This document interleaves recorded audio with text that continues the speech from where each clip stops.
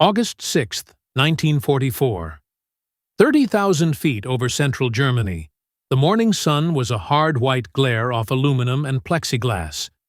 Major George E. Bud Preddy sat high on oxygen in a blue-nosed P-51 Mustang, leading 4 flights of the 328th Fighter Squadron along the left flank of a B-17 stream bound for Merseburg. Fuel check. Main tanks balanced. Drop tanks already gone. Oxygen flow steady. Coolant temp normal. He rolled a degree right, letting the sun slide to his canopy bow so the glare didn't blind his scan. The radio was quiet except for the occasional angel call from the bomber formation, altitude updates in clipped voices that sounded smaller than the engines around them. 2 hours airborne meant margins were already thin. The Merlin was happy at high altitude, but fuel math didn't care about happiness. Preddy did what he always did. Ran the numbers in his head. Cruise had cost them 1/3 of their fuel just to reach the initial point. If they got a fight on the inbound leg, the exit had to be clean and fast, or they'd be gliding home. He toggled the mic switch once, a habit more than a need, and said, "Keep it tight. No hero turns. We work the top." The first warning came as a dry controller call from far behind them. Bandits forming. Multiple groups, east of target. Angels 25 to 30. Estimate 60 plus. Mixed. The words landed like a weight in the cockpit. 60 was not a skirmish. It was a plan. FW-190 and BF-109 climbing in layers from several fields. Time to meet the bombers where their escort fuel state would be worst. Preddy glanced down the line. Wingmen spaced clean, stepped down right where he'd briefed them. Contrails marking a disciplined ladder above the bombers. He didn't crowd the throttle.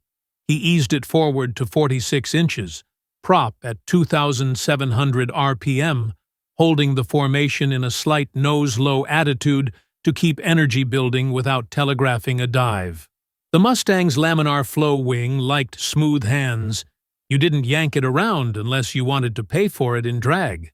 He checked his K-14 sight rheostat and brightness, then clicked the range knob until the wingspan bracket matched a 190 at about 300 yards.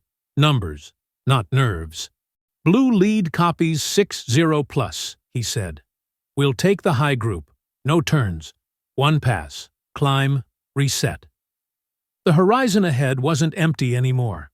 Against the haze, faint pepper flecks thickened into angled shapes. You could tell a 190 from a 109 at distance by the way the wings sat in the air. 190s looked like blunt knives, 109s like narrow darts. But at this range, it was enough to know they were climbing hard and coming fast. The bomber stream held course. That was their job.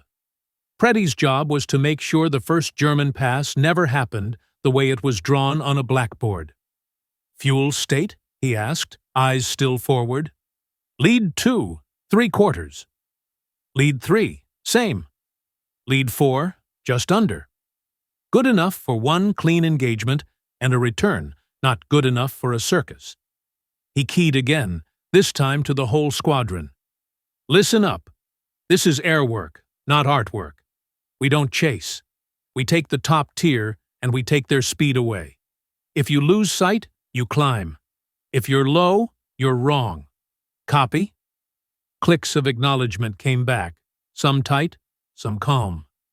Preddy slid the nose 5 degrees left to put the sun off the German's right shoulder. It wasn't a trick. It was a small advantage. You didn't win on drama, you won on inches. A single contrail sliced across their nose at right angles, high and thin, the classic picture frame appearance of a formation leader weaving to keep his section tucked underneath. That was confirmation enough. The enemy's top cover was already in position at 28 to 30,000. He pushed the throttle to 55 inches, prop to 3,000 for a short burst of climb, then leveled again to keep from telegraphing intent. The Merlin's note deepened from a smooth hum into a hard, even roar. Coolant shutters ticked and held at the automatic setting. The airplane felt eager without being twitchy, exactly where he liked it. Before a merge below and ahead, he could just make out a gaggle starting a climb on the far side of the bomber stream, probably 109s setting up to roll over into the Heavy's classic timing. The 190s would try to take the escorts head-on or drag them away laterally. The 109s would go for the bomber's altitude and break down through them. If you took the bait and turned with the 190s, the 109s would saw into the bombers while you performed acrobatics that felt satisfying and accomplished nothing. "Blue, we're going left 5 to get sun on their canopies," he said. "2 ship elements. I want 1 clean push, then up. No one goes below 1/5000 unless you call it." It sounded like he was talking to the others. He was reminding himself. The first layer of Germans began to widen out, wings rocking as they checked their own sky. Preddy let them have that second. He wanted their eyes forward, not up. Then he rolled the Mustang 30 degrees right, let the nose fall, and opened the throttle all the way airspeed past 380, then 410. The stick felt alive, but not heavy. The laminar wing stayed honest as long as you didn't ham-hand it. He trimmed a millimeter of nose up to keep the sight picture from dropping too fast. His sight ring settled on the trailing machine of the topmost trio. He didn't squeeze. Not yet. The range clocked down in his head. 4 seconds. 3. 2. He let himself pass inside 300 yards because his fuel state meant there would be fewer passes today, and each had to count. He touched the trigger for a heartbeat. No more. The 6 Brownings answered with a flat thunder that you felt through your elbows. The tracers went exactly where he'd set the bracket. He didn't stop to admire it. He eased the nose through and counted the beat to pull. At 480, he didn't want to tug. He wanted a smooth, firm slice back up into the sun where the German propellers would be blind. He didn't look back. Looking back cost speed.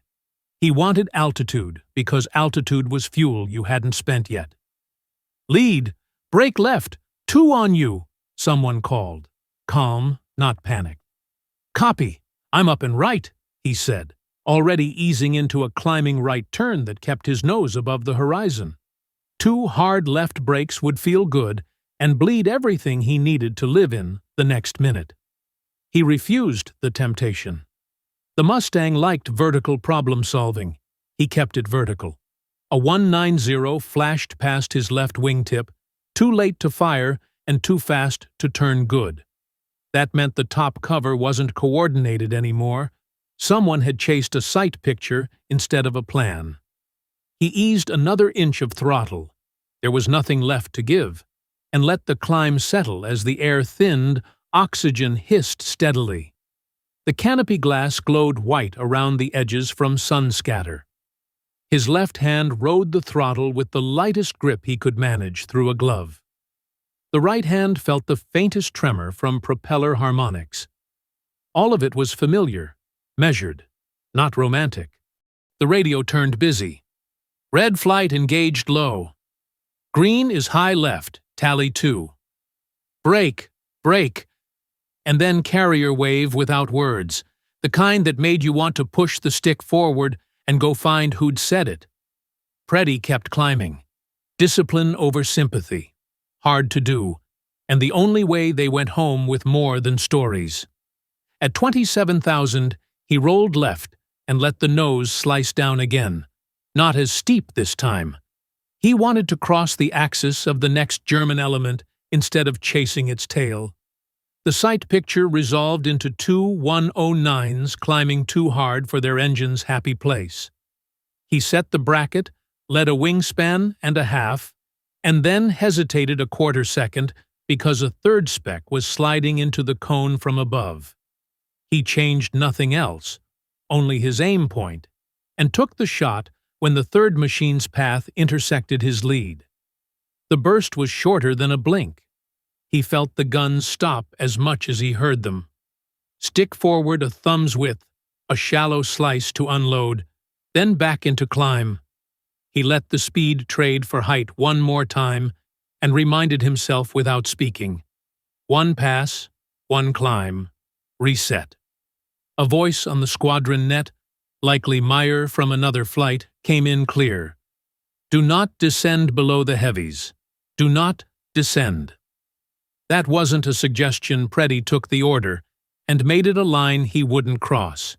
He could see the B-17 boxes now through gaps in the haze, long, slow rectangles moving like a train yard. They were why he was here. Every climb he made that kept the top layer busy was another 30 seconds. The bombers crossed country without cannon shells bursting in their noses. His ammo counters still looked comforting. That was dangerous. Feeling rich with bullets could make a man sloppy. He worked the math again. Initial squeeze had cost him less than 100. The second, less than 50. He had plenty for 3, maybe 4 more disciplined merges before he had to turn west or risk gliding fitfully over water. Fuel first, ammunition second, ego nowhere on the list. A shadow slipped through his canopy arc, friendly, close. His wingman tucked back into step-down as if placed there by a ruler. I'm with you, Led, the younger pilot said, breathing a little fast. Stay that way, Preddy answered. When we go down again, you watch high left call anything older than a second. They topped at 29,000 this time, right on the edge of where the Merlin's second stage boost gave them more than the Germans could buy with throttle. He let the nose dip just enough to build 20 knots, then drove the sight through another climbing enemy pair. He didn't fire. The angle wasn't clean, and the closure too quick. He let them pass and took the brief insult to his pride, because pride didn't count on the board at the end of the day. The next angle would be clean. That was the point of altitude. Choice. A breath of static, and then, from a controller far behind, the update he'd expected. Additional bandits lifting from the east. Multiple fields, time to target 8 minutes. The fight was going to grow, not shrink. If he let his people get dragged down, the second wave would eat the bombers where his influence was 0. He pushed the mic. Blue, listen, we hold 20 plus. If you go below, you declare and climb. No chases. If you don't see a solution by 3 seconds, you're late. Save it for the next pass. The Mustang sang when it was trimmed right.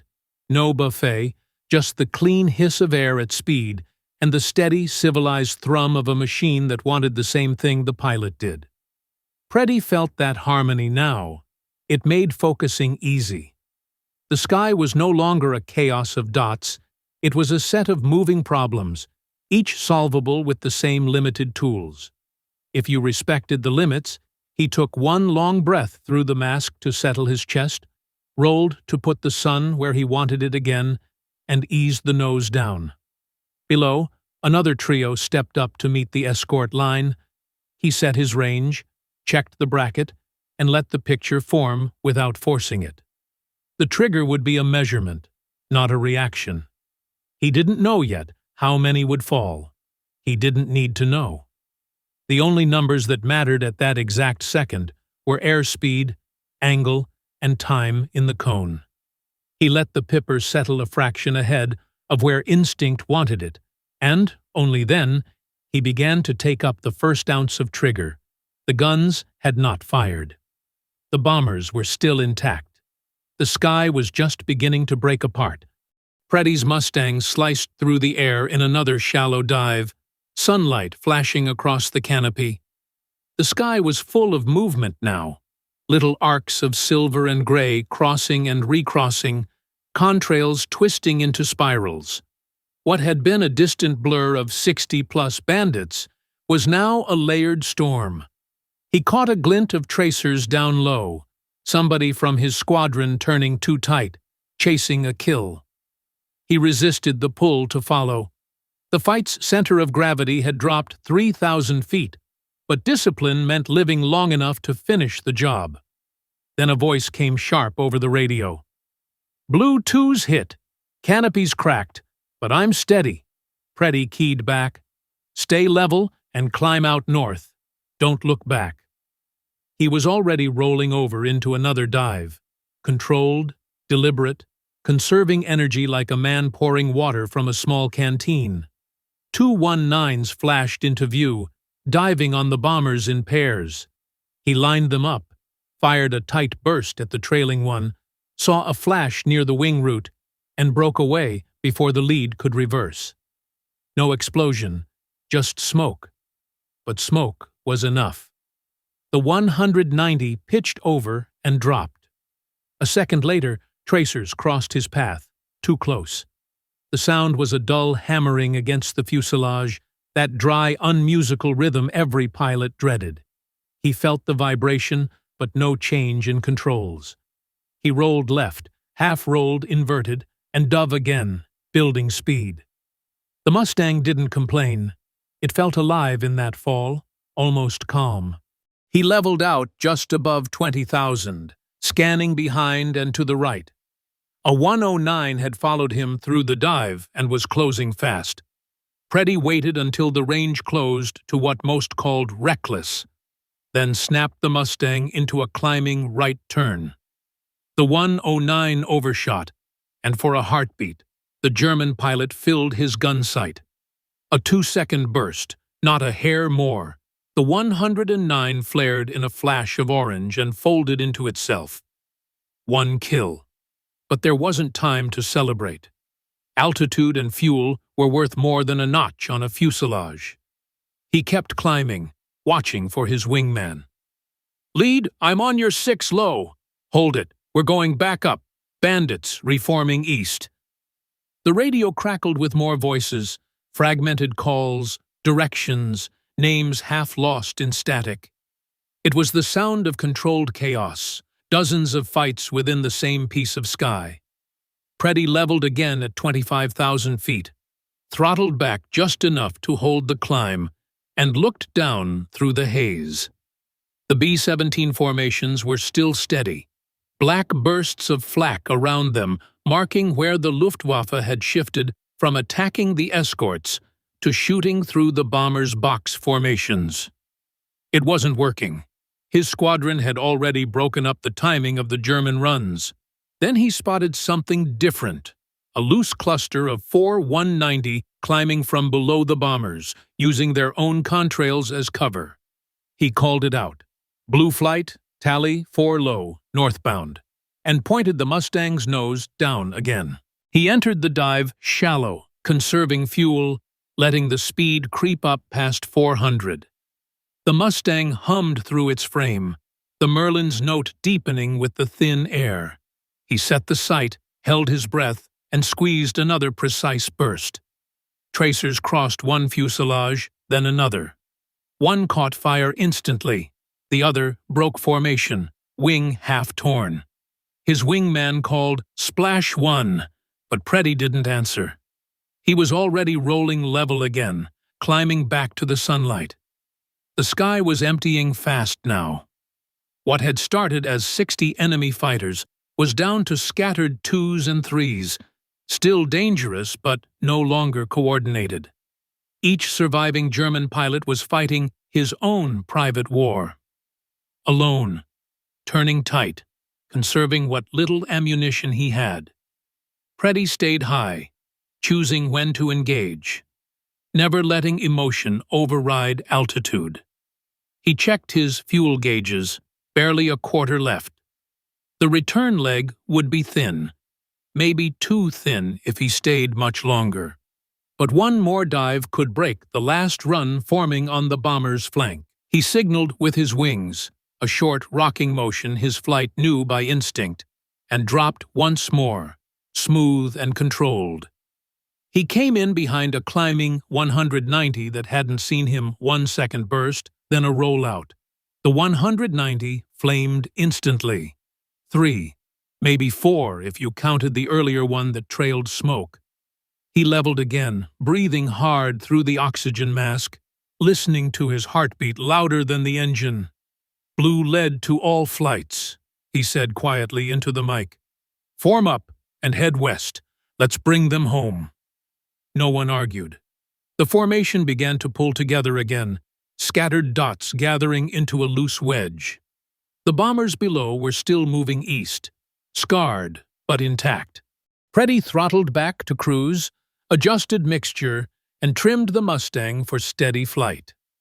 The gauges were all leaning toward the edge, fuel near empty, oil temperature climbing, but the engine ran smooth, steady as a metronome. He looked back once. The contrails were fading, dissolving into the high summer haze.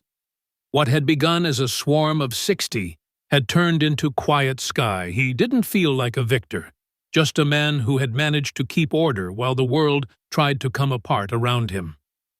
The radio stayed silent for almost a full minute.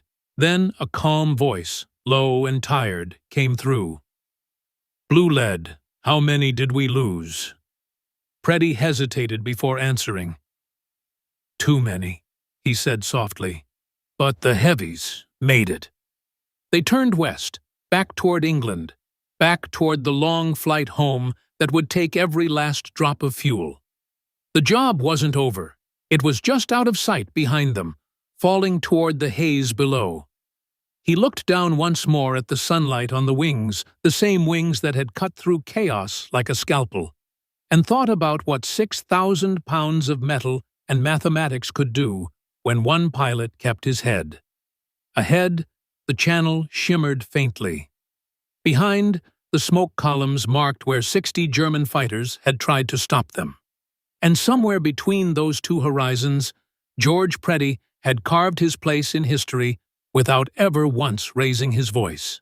The flight home was quiet, except for the rhythmic cough of engines running on fumes. The radio chatter that had filled the sky an hour ago had thinned to nothing but short-clipped check-ins, fuel states, bearings, silence. Preddy's Mustang, Cripes A Mighty, was down to its last gallons. The fuel pressure gauge quivered like it was thinking about quitting. He leaned the mixture until the engine ran rough, then nudged it back a hair. The sound smoothed out, steady again. That was the edge. Any leaner, and the Merlin would sputter. Any richer, and he wouldn't make the coast. "Lead, you're reading fumes," his wingman said. Preddy gave a short laugh. "Wouldn't be the first time." He didn't need to check the map. His brain was a compass by now. He knew they were over friendly lines when the tracer fire below shifted from red to white. Allied flak bursts, not German. He throttled back another inch, watching the airspeed sag to 230. "Keep altitude," he said. "If we flame out, we glide in." The radio stayed silent again for miles. When the English coast finally came up through the haze, it looked impossibly calm. Green fields, white cliffs, sunlight on the channel. He switched to tower frequency, voice calm but dry. "Blue lead, request immediate landing. Fuel 0 plus fumes." The controller cleared them in first. He set the Mustang down hard, the tires hitting in a long, honest thump, and let it roll. The propeller wound down to a slow ticking idle before coughing once and quitting completely halfway down the runway. When he climbed out, his boots hit the ground like he hadn't felt gravity in a lifetime. The crew chief was already jogging toward him, grinning. "Welcome back, Major. You bring her home with air in the tanks again?" "Barely," Preddy said, pulling off his gloves. "She doesn't like wasting anything." "How many, sir?" Preddy took a breath. 6 confirmed, maybe 7 if you count smoke. The grin faded to quiet respect. 6 in one mission. That wasn't a statistic anymore. It was a record. The rest of the squadron landed in 2s and 3s, each with their own stories, some too tired to tell. Hours later, in the debrief tent, Preddy walked through every second of the mission. He didn't talk like a hero. He talked like a mechanic describing a carburetor. Altitude, throttle, speed, turn radius, fuel flow. He gave it all in numbers. When the intelligence officer asked how he'd picked targets in that mess of 60 planes, Preddy answered simply, "You don't pick targets, you pick timing." That was the lesson he carried more than the medals that came later. The Germans had flown well that day, maybe as well as anyone could, but they had turned a coordinated assault into chaos, and chaos was where Preddy's calm mind lived best. That evening, he walked back to the dispersal line as the mechanics were cleaning the gun ports. The smell of burnt powder hung over the field. The Mustang's nose was peppered with oil and carbon. The guns were empty, but not burned out. He ran a gloved hand along the fuselage and felt the small dents where rounds had come too close. "Get her patched and fueled," he told the crew chief. "We'll need her tomorrow." "Same loadout?" "Always." He paused, then added, "And check the left wing route. Feels light."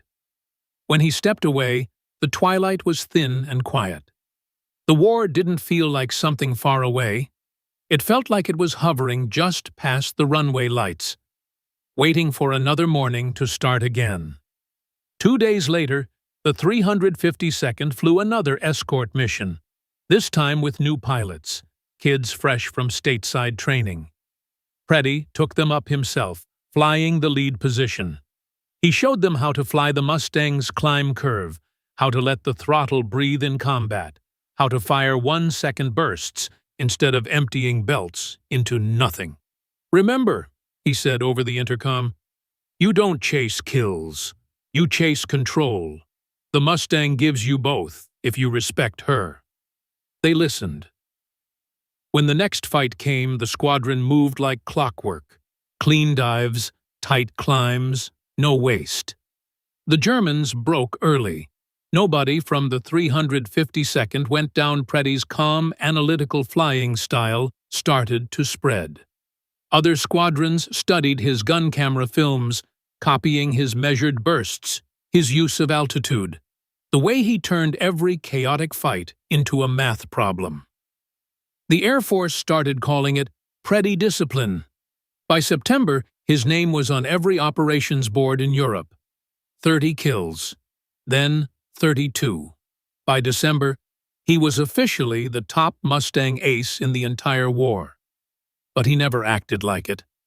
He spent most of his time in the hangar, standing beside mechanics, studying bullet holes, counting the seconds between bursts on gun camera reels.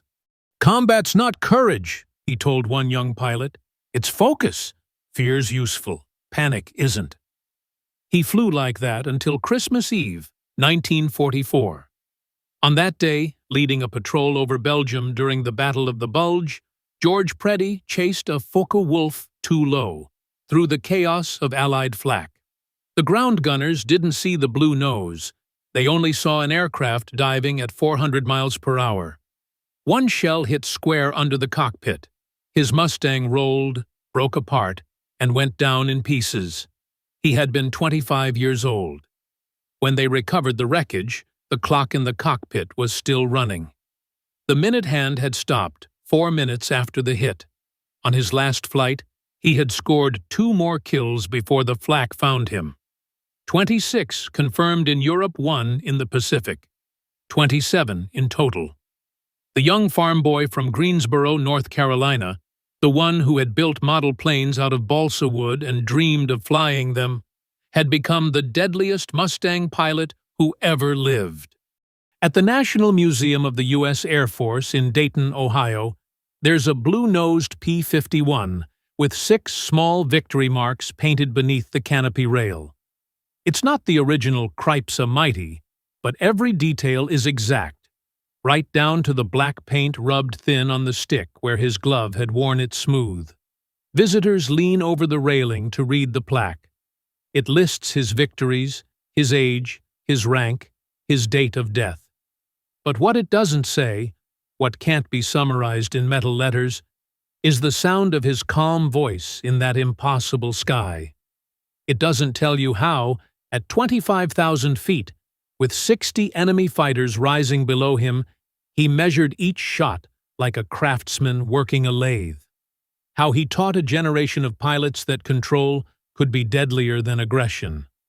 How the P-51 Mustang, in the right hands, became less of an airplane and more of a scalpel in the air. His family back home in North Carolina received his final letter 2 weeks after he was killed. It was short, 1 page, typed, the way he always wrote, "Still flying every day. Tell Dad I'm taking care of the Mustang like I took care of the tractor. Don't worry, I'm doing what I'm good at." It's hard to explain to people today how much one man's precision could matter in a war of millions. But every bomber crew that made it home from Germany because of a blue-nosed escort that day understood it perfectly. Today, his name still marks a quiet headstone in Luxembourg. But every pilot who learned to dive, climb, and fight with precision in a P-51 still flies in his shadow. Because for George Preddy, the war was never about glory or kill counts. It was about mastering the sky through control, discipline, and respect for the machine that carried him home. And on that day over Germany, when 60 enemy planes rose to meet him, it wasn't the chaos that won. It was the calm. And out of curiosity, I would love to know, where are you guys watching from? Please subscribe to the channel if you liked the video. I put a lot of effort to bring you factually correct and lesser-known stories of the past. We'll see you tomorrow with the next one.